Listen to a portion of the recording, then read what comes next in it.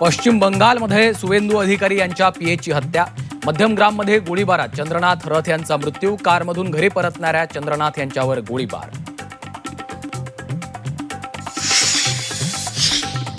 तामिळनाडूत सत्ता स्थापनेच्या हालचालींना वेग. थलपती विजय यांनी पुन्हा घेतली राज्यपालांची भेट.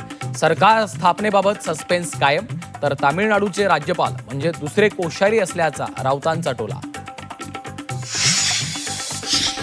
मुंबईत भाजप शिवसेनेचे वेगवेगळे नालेसफाई पाहणी दौरे. आज शिवसेना तर उद्या भाजपकडनं पाहणी दौरा. वेगवेगळ्या दौऱ्यांमुळे मतभेदाच्या चर्चा.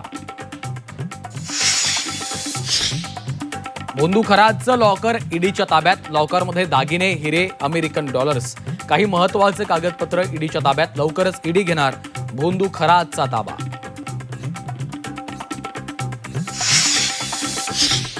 नसरापूर घटनेतील नराधमाची पोलीस कोठडी आज संपली.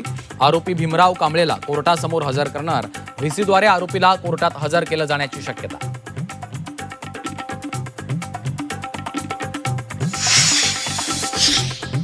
कोल्हापुरात नात्याला काळीमा. वडिलांसह मामे भावाकडून 15 वर्षाच्या मुलीवर अत्याचार.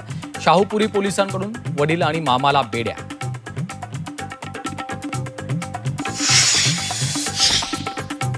मुंबईत मासे कापण्यास कुठेही बंदी नाही. शिवसेना युबीटीकडनं अफवा पसरवल्या जात आहेत. महापौर रितू तावडेंचा शिवसेना युबीटीवर हल्लाबोल.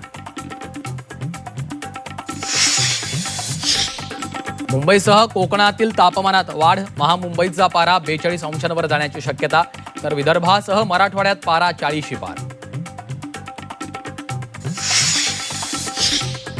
राज्यातल्या 10 जिल्ह्यांमध्ये विजांसह अवकाळी पावसाची शक्यता. 10 जिल्ह्यांना पावसाचा येलो अलर्ट.